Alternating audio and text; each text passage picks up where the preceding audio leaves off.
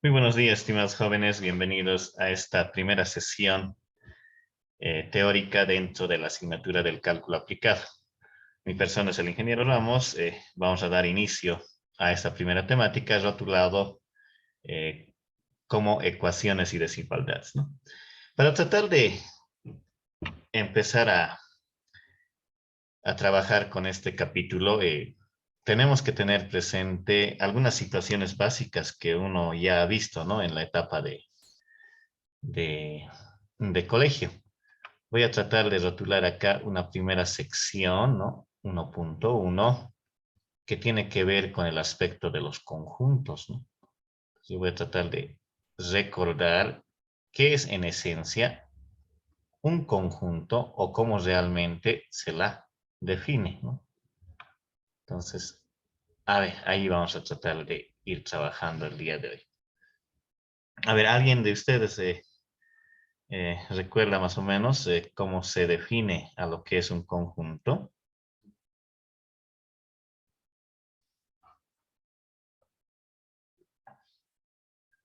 A ver, ¿cómo sería un conjunto?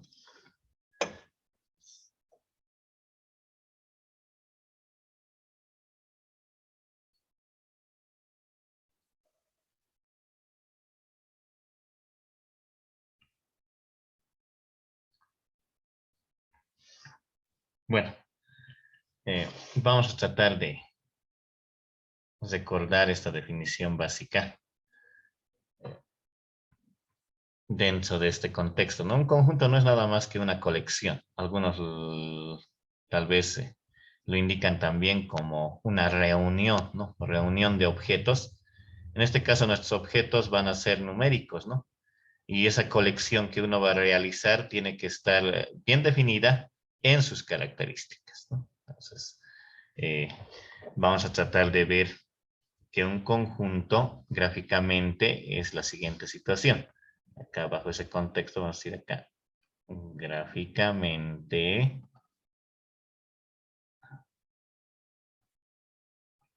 podríamos utilizar una notación bien conocida. Por ejemplo, el famoso diagrama de Venn, ¿no?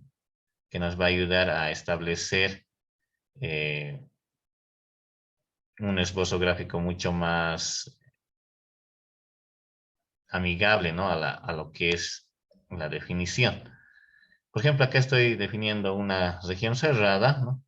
Voy a definir acá una letra mayúscula, ¿no? Que va a identificar al nombre del conjunto y voy a albergar dentro de ella algunos elementos. Un conjunto puede no tener o contener muchos elementos. Hasta acá, por ejemplo, el primer elemento que voy a citar es el 2, ¿no? Luego podría citar al 3, podría citar al 5 y podría citar al 7. Entonces, algunos indicarán pues ya qué conjunto es, ¿no? A ver, ¿qué conjunto está tratando de definir esta letra P? A ver, ¿qué conjunto? A ver, Madeleine,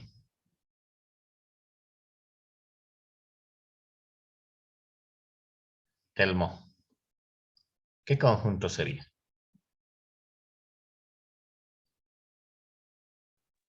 El elemento P sería conjunto P, ¿no? Claro, el conjunto ya está dado, ¿no? Es el conjunto P, pero ¿qué está atrapando dentro de sus elementos? ¿Qué está Ah, estudiando? ¿Qué características ha no, coleccionado son este conjunto? números primos, creo que son. Ya, números primos, excelente. Pero no está algunos números primos. Hay que seguir definiendo bien su característica. Por ahí, a ver, estaba ahí con la manita levantada.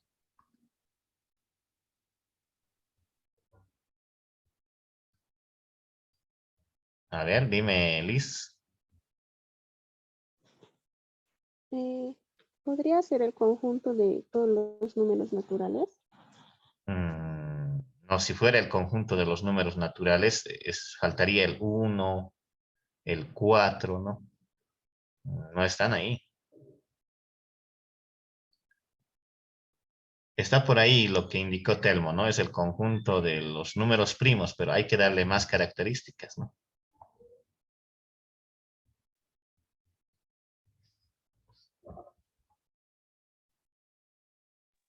Tal vez serían números reales, ingeniero. Ya, si vamos a definir el número real, obviamente necesitamos tener mucho más números, ¿no? Un número real es el conjunto de estudios que vamos a tratar de definir posteriormente, ¿no? Pero no es el conjunto de los números reales, ¿no? Esta colección. A ver, vayamos detallando. A ver, dime, Betty. Eh, Tal vez puede ser los conjuntos numéricos. Ya vamos a estudiar los conjuntos numéricos, pero cuando estamos estudiando este conjunto en particular, tiene que darle la característica que está coleccionando. A ver, vamos a detallar esta partita. Esta notación ustedes ya la conocen, se llama el famoso diagrama de Venn. Es un óvalo cerrado o bien una región cerrada que hace la colección de algunos objetos, ¿no? Que ustedes van a definir. ¿Ya? Diagrama de Venn. Entonces, este diagrama de Venn tiene las siguientes particularidades. Vamos a detallar esas particularidades. Una de ellas, por ejemplo, es que se utiliza una letra mayúscula o un símbolo bien especial para definir el nombre del conjunto. Ese es el primer atributo, ¿no? El nombre del conjunto.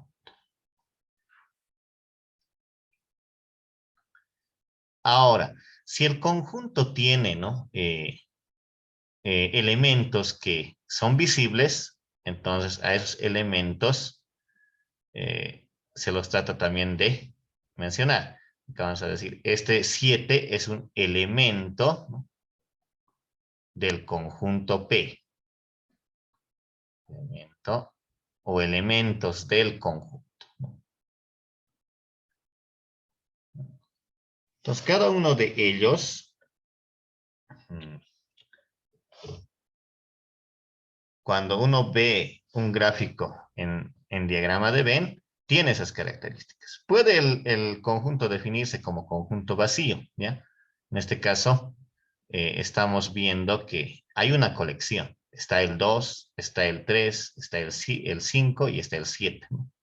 Pero ¿por qué no está el 6, ni el 8, ni el 9, ¿no? Ni el 10 o tal vez el -1, como alguien dice, ¿no? Es que esta es una colección bien definida. Es como alguien decía, el conjunto P, vamos a decir, ¿no? El conjunto P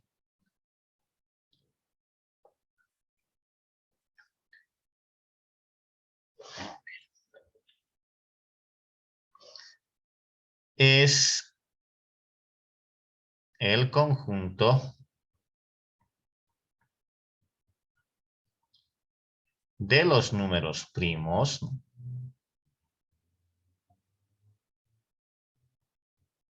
De los números primos. Ya, hasta ahí, pero si lo dejamos ahí nada más como el conjunto de los números primos, ustedes recuerden que los números primos son pues una colección bien extensa, ¿no? Por ejemplo, un número primo que falta acá es el 11, tal vez ahí estará el 29, ¿no? Hay varios números que no están en esa colección. Entonces, esta colección en particular tiene, ¿no? Una característica bien definida. Entonces, vamos a decir, es el conjunto de los números primos positivos, por si acaso, ¿ya? Porque hay también primos negativos. Positivos de un solo dígito. De un solo dígito. Esa es la característica de la colección. Si alguien le da la tarea, ¿no? Construya el conjunto P que sea de números primos positivos de un solo dígito, va a tratar de graficar o mostrar este conjunto P de estudio, ¿no? Si se dan cuenta, no, cuando uno define la característica del conjunto, tiene que ser, pues, en ese contexto de la buena definición. No puedo dejar suelto a ningún lado. Otra cosa es este conjunto, ¿no? Por ejemplo, si yo coloco, ¿no? Enseguida vamos a tratar de ver las otras notaciones. Ahí les voy a tratar de mostrar la diferencia dentro de la definición que uno hace de forma general. A ver, recordemos también, ¿no? Vamos a decir acá, recordemos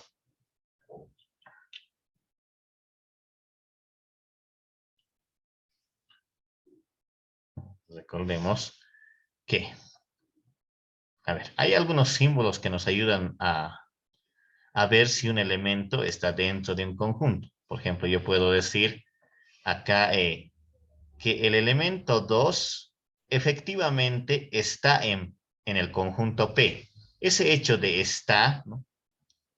Se simboliza con esta letra E, ¿no? Que quiere decir que el 2 pertenece al conjunto P, que el 2 está en el conjunto P, ¿no? Entonces, este hecho de este símbolo que se está resaltando es el carácter de pertenencia, ¿no?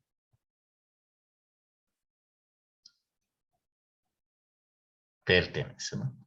Entonces, en forma contraria podría ser la no pertenencia. Por ejemplo, un elemento que no pertenece a P es el famoso número 6. Que voy a decir, el 6 no está en el conjunto P porque no tiene esa característica. Entonces, el hecho de no pertenece solamente consiste en la negación del símbolo, ¿no? Ustedes ya estarán recordando de forma clara esos simbolismos que existen dentro de los conjuntos. Este hecho es el no pertenece.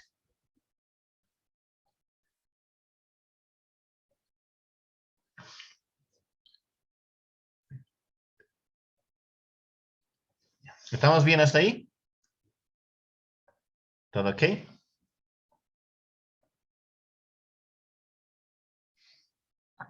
Ya, excelente. Bueno, vean, así estamos empezando a recordar porque necesito insumos realmente concretos para tratar de encarar lo que son las ecuaciones y las desigualdades.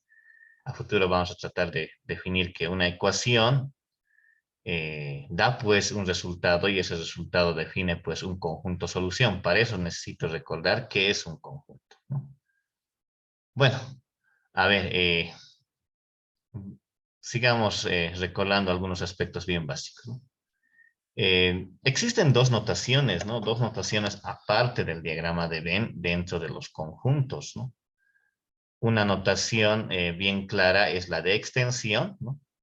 Y la otra es por comprensión. Entonces vamos a tratar también de colocar esos aspectos, ¿no? Eh, a ver, indiquemos. Además del diagrama de Venn, ¿ya? Además, ¿no? Del diagrama de Venn, que es una notación gráfica, ¿no? Un diagrama de Venn, existen dos notaciones adicionales, ¿no? Existen dos notaciones adicionales, ¿no?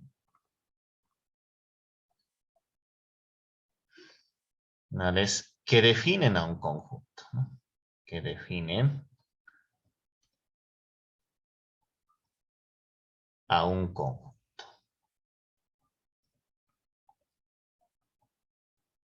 ¿Ya?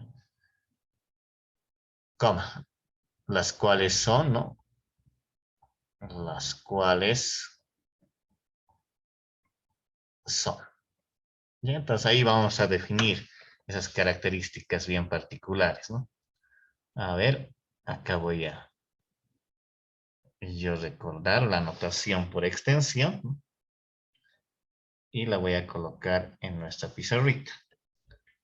Acá está, ¿no? Vamos a acomodarla bien para que se vea dentro de esta definición básica. Ahí está, ¿no?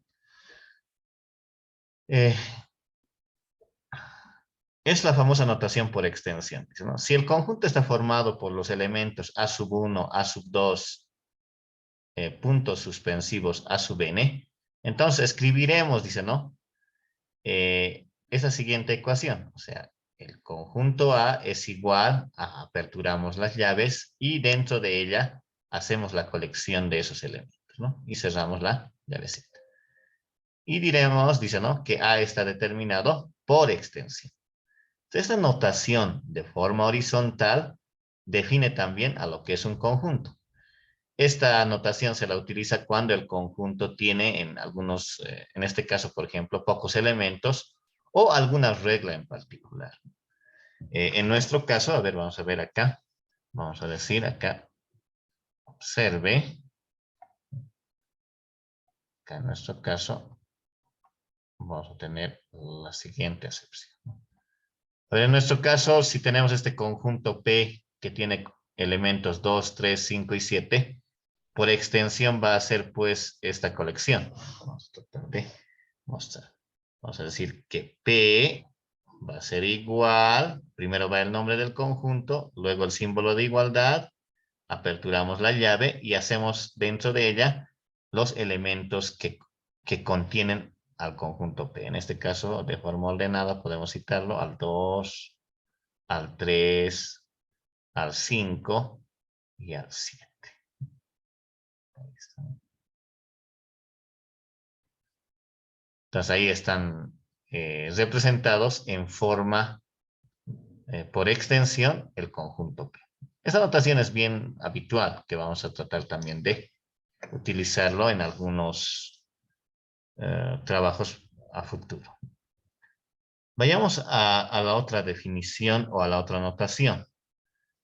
La otra notación también es bien importante porque realmente esta notación nos ayuda a definir los conjuntos cuando tienen muchos elementos, ¿no? Por ejemplo, la notación por comprensión.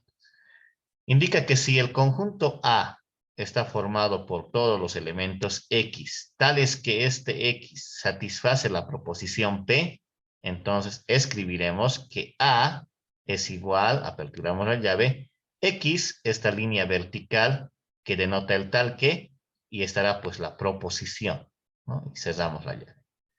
Entonces se dice que A está determinado entonces por comprensión, ¿no? En nuestro caso, si yo quiero hacer la notación por comprensión para este conjunto básico, entonces vamos a tratar también de hacer acá la observación pertinente. Entonces vamos a decir, observe acá. A ver. Este conjunto P, por extensión, perdón, por comprensión, sería de la siguiente manera. Va a ser acá, ¿no? El conjunto P es igual, aperturamos la llave, decimos que son los elementos X, tales que, vamos a colocar la línea vertical, tales que, la proposición, ¿cuál va a ser? Este X es primo, o es un número primo, positivo, de un solo dígito. De un solo dígito. Ahí está, ¿no? Entonces, esa proposición, ustedes saben que en una proposición dentro de la lógica es un enunciado que realmente, en este caso de los conjuntos, tiene que ser verdadero porque está bien definido, ¿no? Entonces, acá estoy diciendo que este X que se está definiendo por comprensión va a ser aquel X tal que sea un número primo positivo de un solo dígito. Cuando uno trata de utilizar la notación por comprensión, no se lista los elementos si se dan cuenta del conjunto, sino la proposición es la que identifica dicha propiedad. Entonces acá voy a solamente enfatizar de que esta línea vertical se traduce como el tal que. ¿no? Entonces ahí tenemos, ¿no? Esas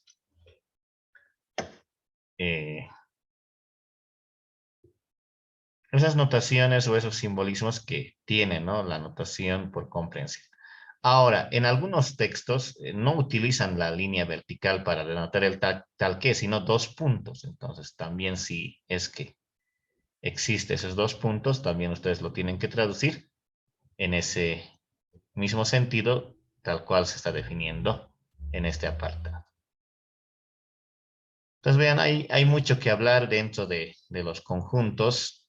Uno trata de recordar, pero empieza ya con estas teorías a engranar mejor.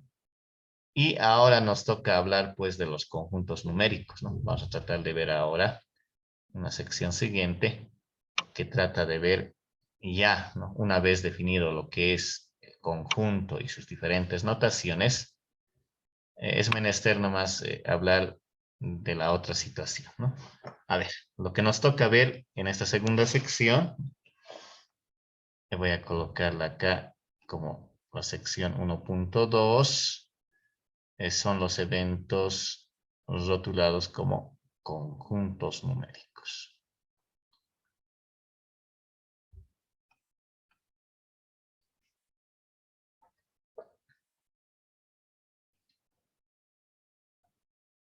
Ya algunos de ustedes ya se adelantaba a mencionar algunos de ellos, ¿no? Dentro de los conjuntos numéricos hay un recorrido histórico, ¿no? Que uno va revisando dentro de esta temática. Y obviamente en ese recorrido histórico, los conjuntos que han ido apareciendo, ¿no? Dentro de la matemática han sido, pues, en algunos casos de forma bien natural y en algunos otros contextos de forma bien, como diríamos, ¿no? Tal vez de una forma bien anecdótica, ¿no? Entonces vamos a tratar de revisar ese tipo de conjuntos, ¿no?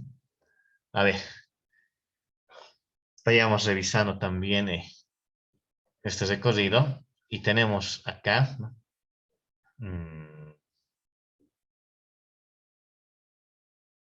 El primer conjunto dentro de la historia. A ver, ¿cuál es el primer conjunto numérico que ha aparecido dentro de la matemática? A ver, ahí, Yexalén.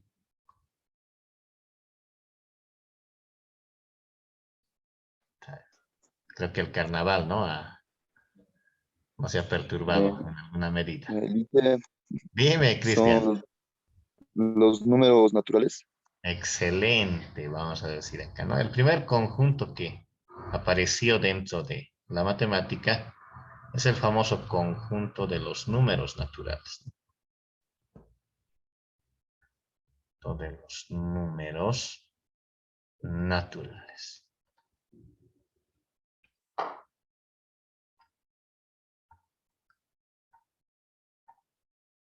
Ya, entonces, este conjunto generalmente no se ve bien cuando se lo define por diagramas de Venn, ¿no?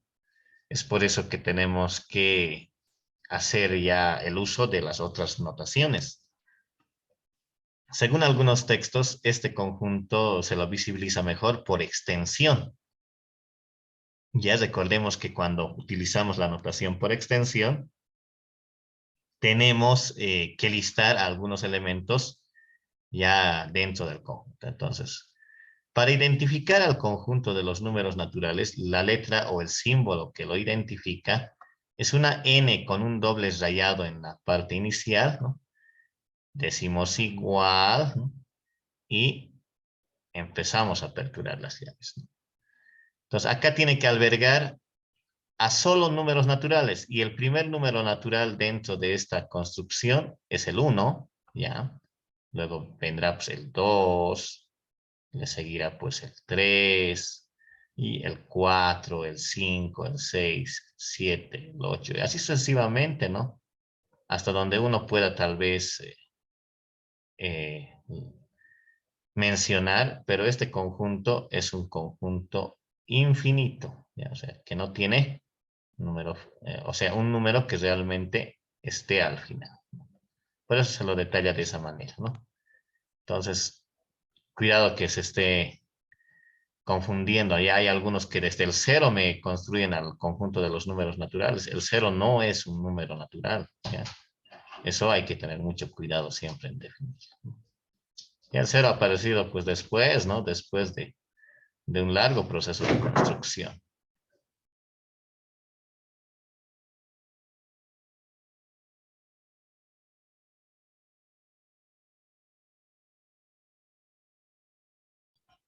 Bueno, hasta acá yo creo que todo está ok, porque es el conjunto mucho más sencillo, ¿no?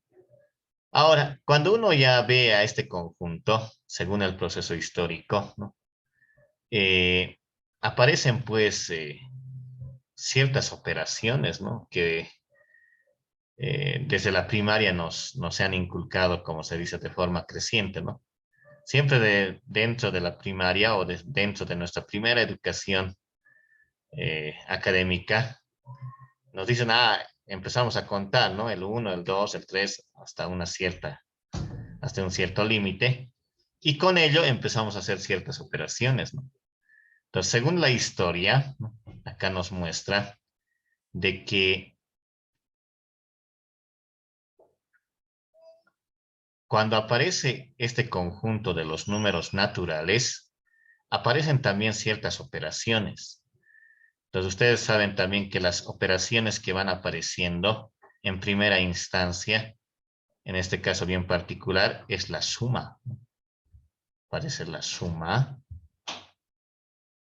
Y obviamente no está la resta, ¿ya? Ese no es el orden de aparición. Aparece la suma y el producto, ¿ya? O la multiplicación.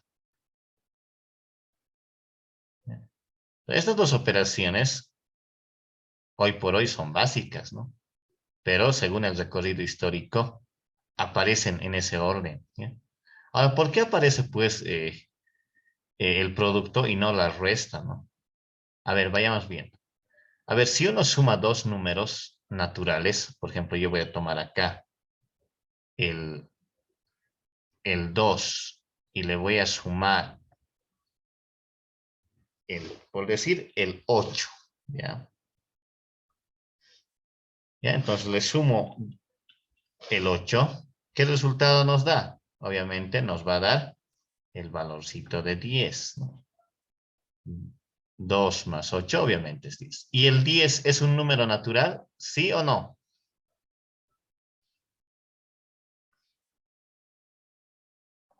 ¿Cómo es, mi estimado Sí, Telmo?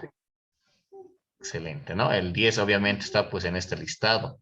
Por eso se dice que el 10 pertenece a este conjunto. Está en el conjunto de los números naturales. Vayamos con el producto, ¿no? El producto, a ver, si yo coloco acá 2 por la operación del producto por 8. En este caso acá es 16, ¿no? ¿El 16 es un número natural o no es? A Es ver, un número indíqueme. natural. Sí es, ¿no? Porque está en este listado también, debe estar más allá, ¿no? Después del 15, ¿no? También es un número natural, ¿no? Entonces vean, cuando uno suma dos números que están dentro de este conjunto, el resultado va a ser el otro número que también va a estar en el mismo conjunto, ¿no? Eso es lo que hay que tener en cuenta dentro de este.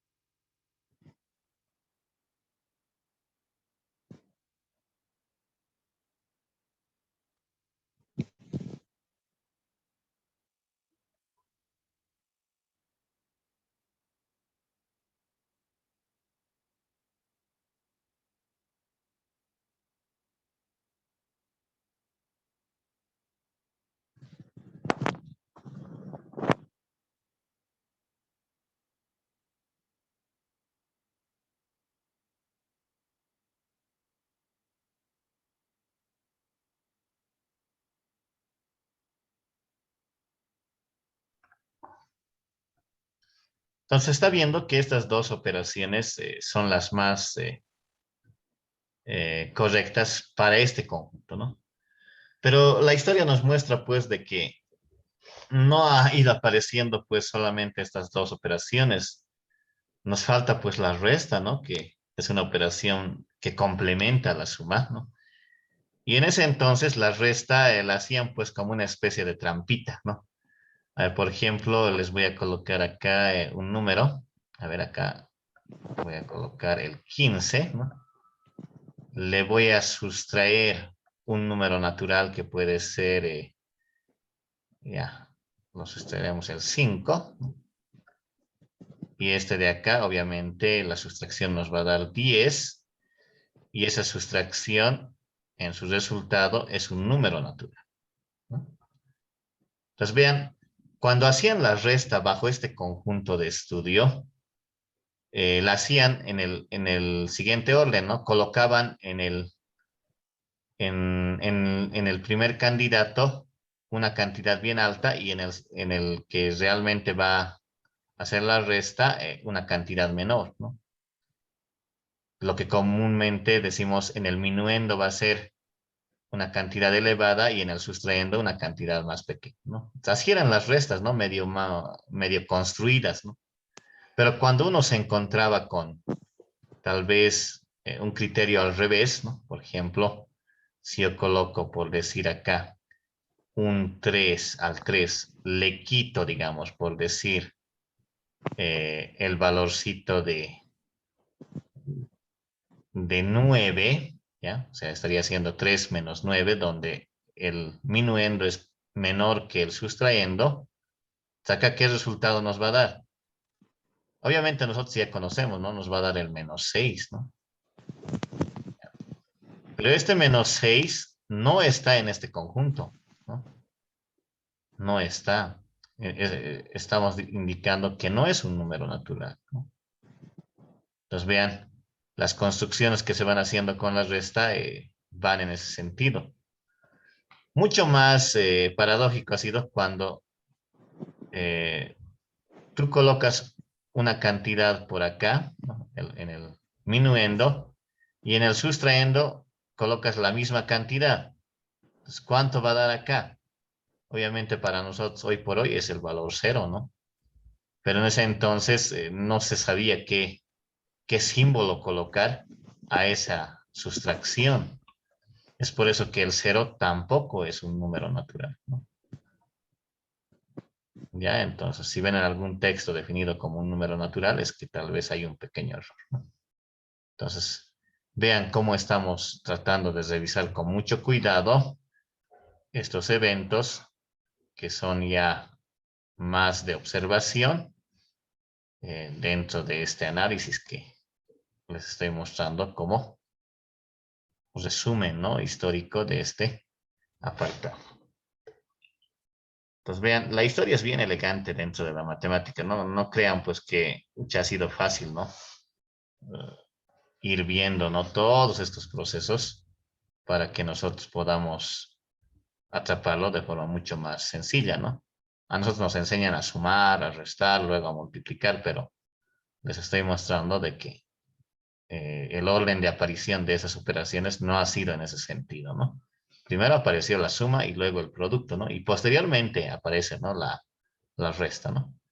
Entonces, gracias a la resta, los matemáticos de ese entonces indican de que este conjunto no es el mejor, ¿no? Para hacer esta tercera operación, ¿no? O las que realmente puedan venir, ¿no? Es por eso que lo que hacen es ampliar este conjunto, ¿no? O sea, tratar de generar un conjunto mucho más extenso que involucren a estos números que están apareciendo con el signo negativo y más aún a este valor que es el valor 0, que es un valor bien especial. Entonces acá vamos a definir, a ver, ¿quién sigue? ¿Qué conjunto es el que aparece posteriormente a los naturales? Los números enteros. Excelente. El conjunto de los números enteros, ¿no? Números enteros. Ya, entonces este conjunto también se lo se lo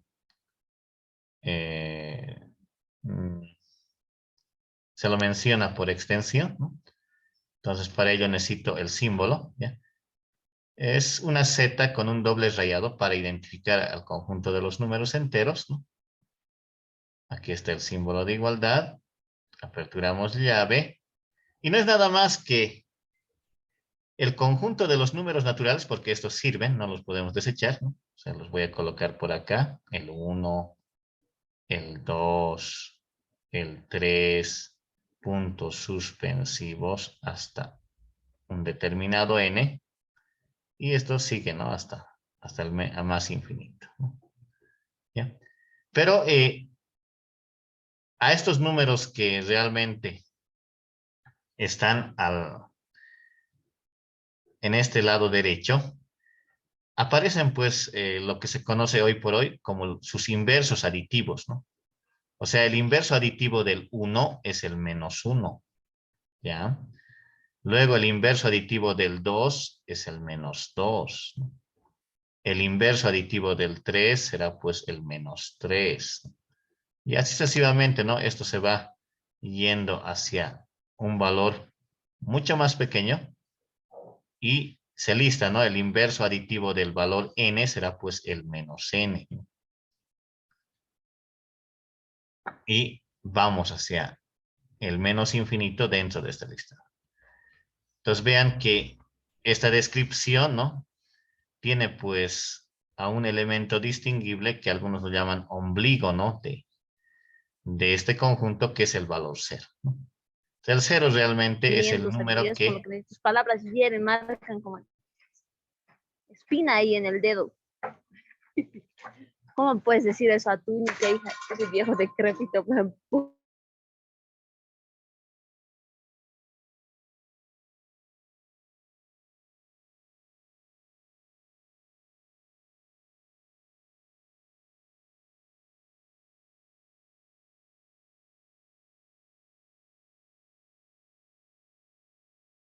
Por favor, sus micrófonos, ¿ya? Bueno, estamos viendo este recorrido y vamos a tratar de ver acá dentro de este espacio, ¿no? Las observaciones también que se han hecho a este conjunto, ¿no? Vean que acá la suma, voy a tratarlo de colocar acá, la suma, la multiplicación, ¿no? Que es la operación sobresaliente.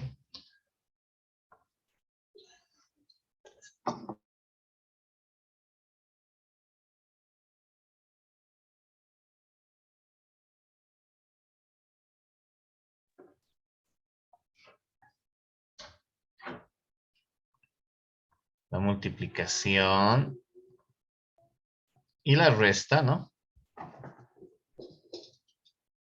Se definen de forma concreta dentro de este conjunto, ¿no? A ver, vayamos viendo, ¿no? A ver si realmente ya tenemos ya el conjunto mucho más trabajable para este estudio. A ver.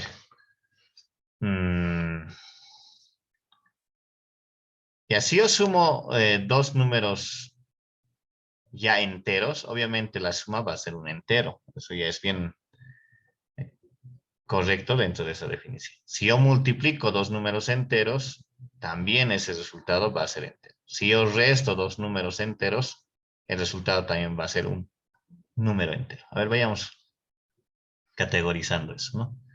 A ver, voy a agarrar acá el valorcito de 7. Le voy a sumar el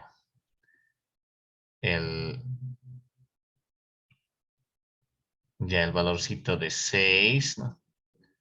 Para generar esta vez el 13, ¿no? Y en este conjunto que está describiéndose, este 13, obviamente es natural, pero más apropiadamente ya es un entero, ¿no? Dentro de este conjunto, ¿ya? Si yo empiezo a multiplicar 7 por otro número entero, por decir, a ver, acá vamos a multiplicar por menos 4, ¿no? Acá uno utilizará pues ya sus operaciones para generar este resultado, ¿no? Será pues el menos 28. Y este menos 28 obviamente no es un natural, sino es un número entero esta vez, ¿no? Está en este conjunto Z, ¿no? Puedo hacer la resta si quieren, ¿no? Voy a colocar acá un 7. Le quito por decir 10, ¿no? Y este va a ser el valorcito menos 3, que ahora ya tiene mucho más sentido. Este de acá pertenece al conjunto de los números enteros. Entonces vean, con la suma, el producto o la multiplicación y la resta, no hay pues ninguna problemática dentro de este conjunto. Pero sí aparece una operación bien fuerte que ha sido también un dolor de cabeza dentro de nuestra educación inicial, que es la famosa división. Y la división ha sido pues el punto, como se dice, de observación para este conjunto. ¿Cómo hacían también las divisiones en ese entonces, no? Al igual que la resta en este caso anterior, lo que hacían era colocar acá un número, ya, pero no era cualquier número, claro, era un número mayor, por decir 10, y decían dividido, pero entre un número que realmente genere la división, o sea, forzaban la división. Por decir, yo podría colocar acá un 2, ¿no? Y decir acá, esto es 5, ¿no? Y 5, obviamente, en este conjunto es un entero. Más propiamente, tal vez se puede decir que es un natural, ¿no?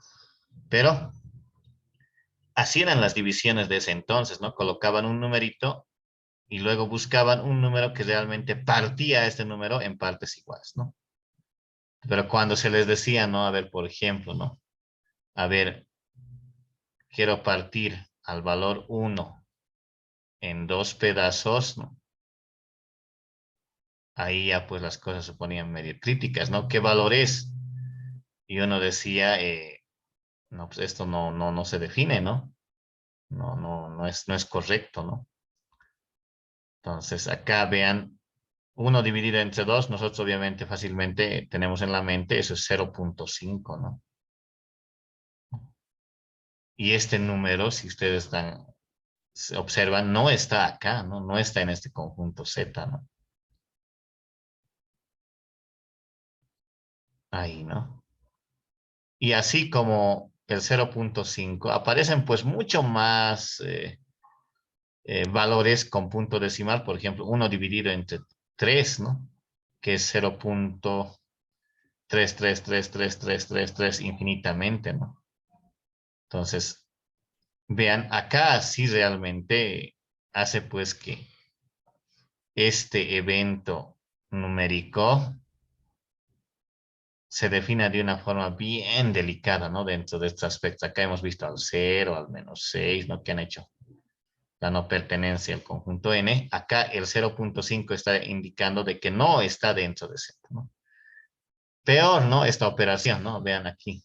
Hay una operación bien fuerte, ¿no? Por ejemplo, si yo coloco acá un numerito por decir, ¿no?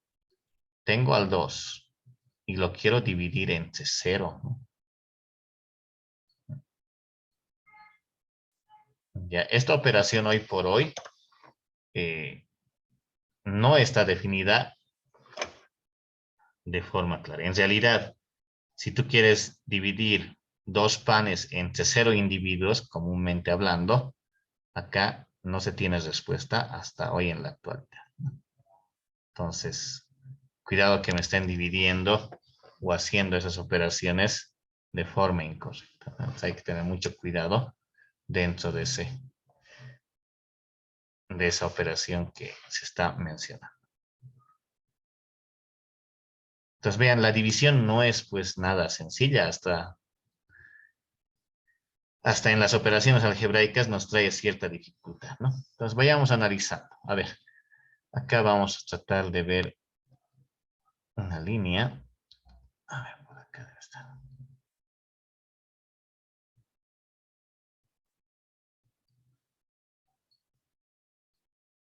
Necesito una línea.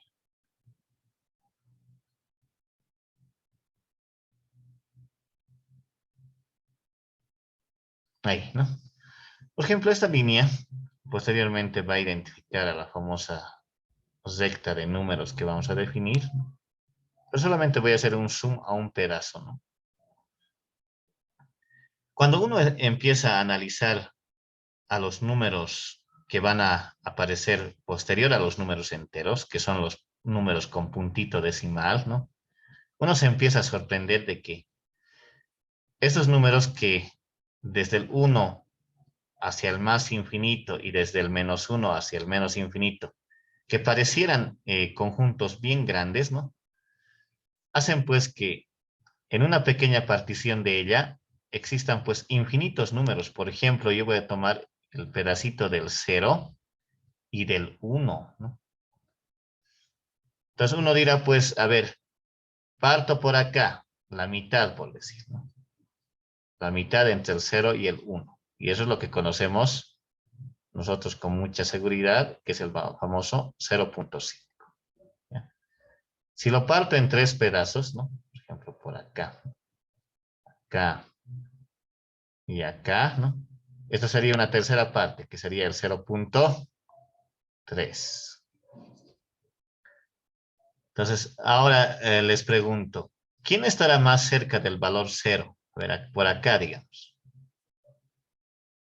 ¿Qué numerito estará cerca al valor 0? 0.1.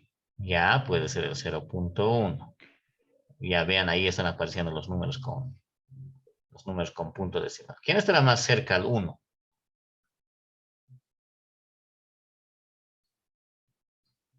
0. 0.5. No, el 5 ya hemos mencionado. 0.9. El 0.9. Ahora acá sigamos. ¿Habrá un número más cercano al 0?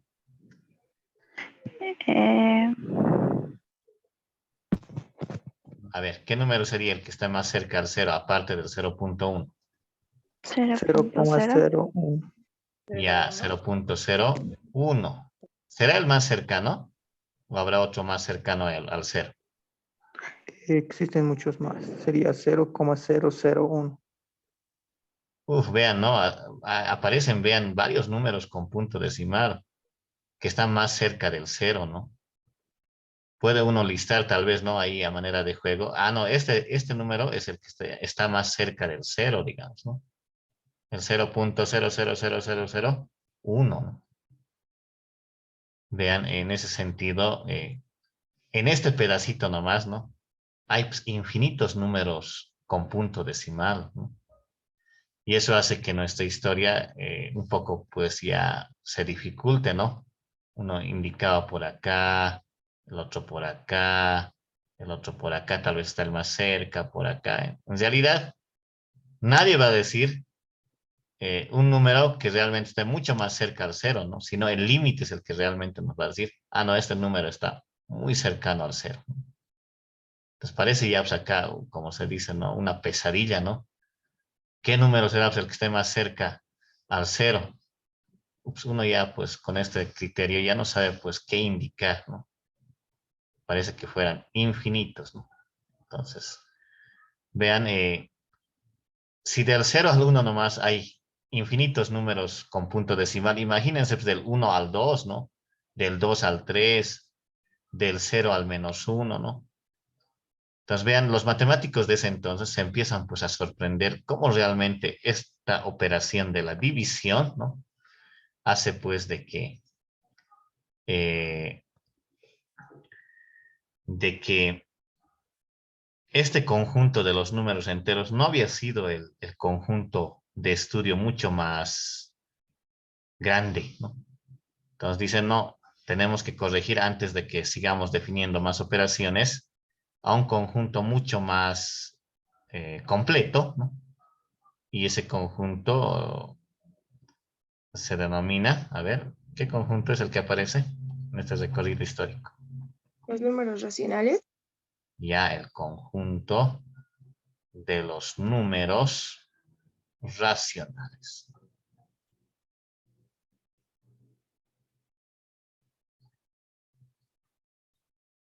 Vean, como son infinitos ya los números con punto decimal, entonces yo necesito un conjunto que realmente albergue a estos números con puntito decimal de tal manera, ¿no? De tal manera que estén los enteros y los números naturales, ¿no? A ver, este conjunto sí o sí se lo cita por comprensión.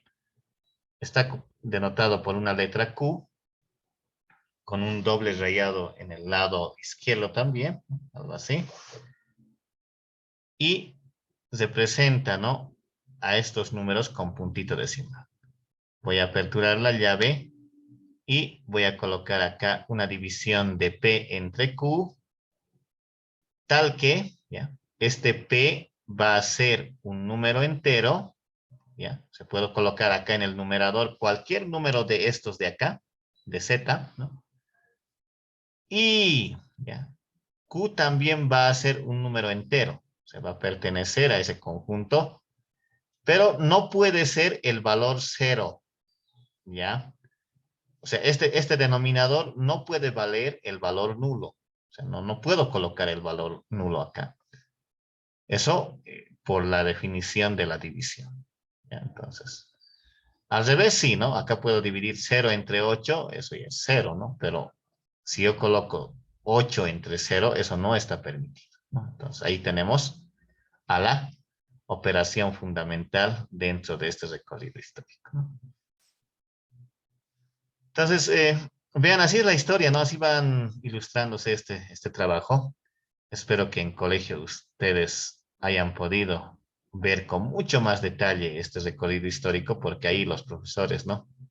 Se lucen, ¿no? Con sus gráficos, cómo realmente han ido apareciendo los números, ¿no? Yo, de forma personal, estoy mostrando una especie de resumen, ¿no? Dentro de estos aspectos numéricos que dentro de la matemática van apareciendo con mucha particularidad, ¿no? Ya, pero ya estamos, ¿no? A punto de definir el conjunto más grande. En realidad, este conjunto de los números racionales, según los matemáticos de ese entonces, era pues el conjunto padre, como alguien dice, ¿no? El que gobernaba a los enteros y luego a los naturales, ¿no?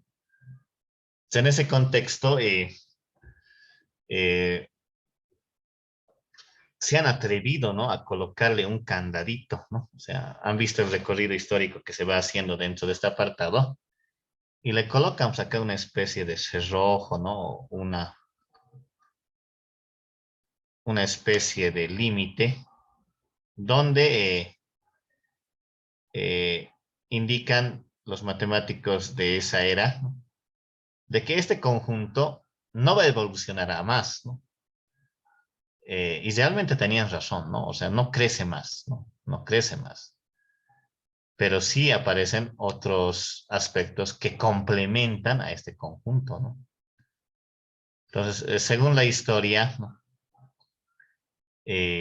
Acá pues a manera ya de anécdota, ¿no? Empieza a definirse de la siguiente base, ¿no? A ver, si uno le pone el candadito, obviamente es que ya no va a poder observar más otros conjuntos, ¿no? Y este es el límite de todos los números que uno tiene que estudiar, ¿no? Es como si alguien le pusiese una restricción y dijese, hasta ahí nomás tú puedes hacer el uso de esos números, ¿no? Y muchos de los matemáticos que estudiaban a los números en ese entonces, ¿no? Lo admitían de una forma bien directa y todo quedaba ahí, ¿no? Hacían sumas, restas, ya multiplicaciones y divisiones ya con números mucho más complejos, ¿no? Empezaban a hacer ya operaciones mixtas y nace con ese estudio el evento de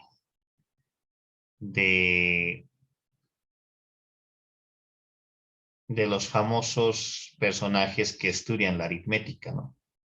La primera rama que se confirma dentro de la matemática es la aritmética, que estudia pues esas 4 operaciones y las que realmente van a aparecer aún más, ¿no? Entonces vean, cuando uno estudia la aritmética y recuerda la etapa inicial, ve estas operaciones, ¿no? Pero la historia misma muestra que después de la aritmética aparecen pues ciertos personajes que tienen pues ciertos instrumentos, por ejemplo, una regla, ¿no? Y un compás, ¿no? Entonces, hay algunos matemáticos que empiezan a atrapar estos números y dicen, a nosotros vamos a agarrar y vamos a hacer ciertas operaciones geométricas, ¿no? Y así aparece pues la rama de la geometría dentro de este aspecto. Entonces, los dos grupos, ¿no?, que van apareciendo dentro de esta historia son pues medios rivales, ¿no? O sea, los que estudian la geometría en alguna medida se creen superiores a los de la aritmética, porque ellos hacen, como se dice, construcciones mucho más complicadas y trabajan con los números que ellos la manifiestan, ¿no? Pero la historia misma comenta de que cuando uno tiene dos grupos, ¿no?, va a aparecer realmente un tercer grupo que tal vez va a ser pues el dolor de cabeza de ambos, ¿no? Y ustedes recuerdan pues que ese grupo que aparece dentro de este recorrido histórico es el evento del álgebra, ¿no? Que ha sido con mucho, lo diría, ¿no?, con mucha complejidad dentro de nuestra etapa secundaria, ¿no? Que no para todos ha sido pues una teoría bien agradable dentro de esta parte, ¿no? Entonces, vean, ¿no? Cuando aparece el álgebra, ¿no?, una tercera división dentro de esta parte, lo voy a tratar de mostrar acá. Por ejemplo, acá voy a listar a los que estudian la aritmética, ¿no? Luego estará pues los famosos geómetras, ¿no?, con la geometría, ¿no? Y por acá estará pues a los algebristas, ¿no?, con la parte del álgebra. Y posteriormente aparecen otras ramas que son mucho ya más de conocimiento nuestro, ¿no? Pero estas tres son las que realmente rivalizan y dicen, ¿no? Ah, no, estos de acá son mejores que estos, ¿no? Estos de acá son mucho más mejores que estos todavía, ¿no? Entonces hay una rivalidad enorme dentro de este aspecto, ¿no? Entonces vean, por esos descuidos numéricos y esas rivalidades aparece pues una teoría bien fuerte, ¿no?, dentro de la geometría, ¿no? La geometría, si ustedes ven, a ver acá vamos a tratar de colocar una pequeña figura geométrica, ¿no? Este evento del cuadrado, ¿no?, que ha traído muchas discusiones en esos años, ¿no? A ver, si yo tengo un cuadradito, ¿no?, y yo sé que este lado es 1 y al ser un cuadrado todos los lados van a ser con esa misma dimensión o con ese mismo tamaño, ¿no? Entonces, a alguien se le ocurrió medir la diagonal, ¿no? Vamos a tratar de mostrar esta diagonal. Desde acá hasta acá. Indicaron, ¿no? A ver, yo quiero medir esta diagonal. ¿Cuánto medirá? Vamos a tratarlo de resaltar con un color particular. A ver, por ahí. ¿Cuánto medirá? Entonces, esa era la pregunta, ¿no?, que uno de los geómetras hacía tanto a los que estudiaban la aritmética y a los que estudiaban el álgebra, ¿no?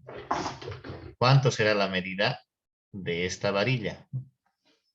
Lo que comúnmente lo voy a denotar con, a ver, lo puedo denotar con H. ¿Cuánto es el valorcito de H?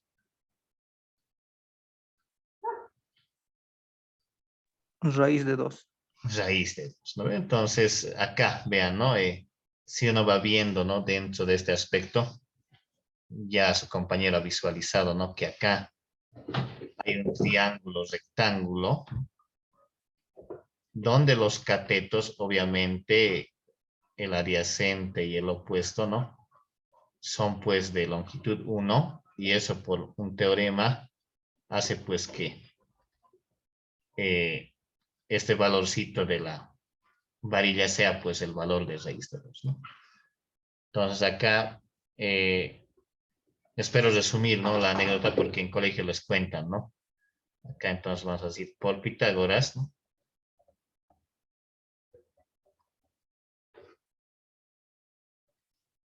H no es nada más que la raíz de 2, ¿no?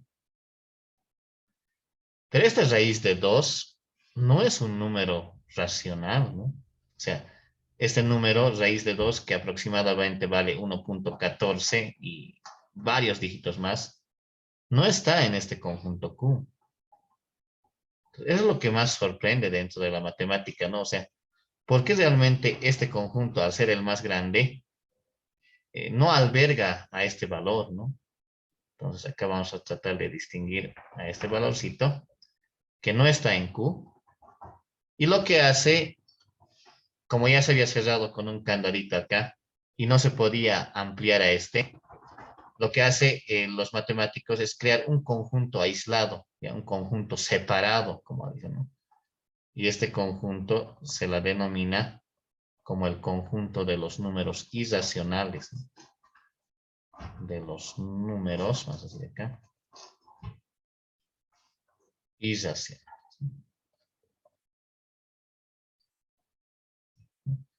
En algunos textos a este conjunto se lo coloca como una Q con una barrita, ¿no?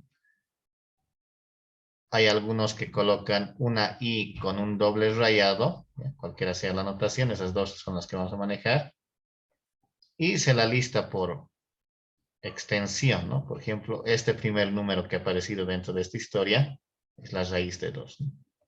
Posteriormente aparece la raíz de 3. La raíz de 4 no es un número irracional, ese sí es un racional. Aparecerá pues la raíz de 5, ¿no? Con trabajos futuros aparece con Euler el valorcito de pi. Colocar bien el valorcito de pi, que aproximadamente vale 3.1416. Y así, ¿no?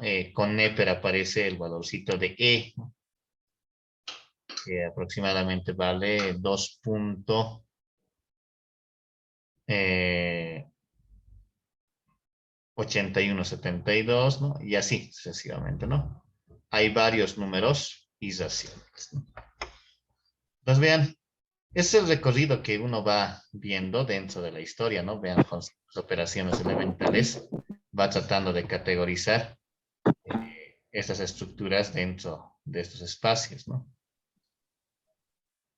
Y lo que nos falta por ver es el último conjunto, obviamente, que vamos a tratar de manejarlo para nuestro estudio dentro de la asignatura. Entonces hay que tener ese cuidado dentro de esto, ¿no? Pero lo vamos a ver ya en una segunda sesión. Hasta acá va a ser el recorrido histórico que vamos a manejar dentro de esta sesión.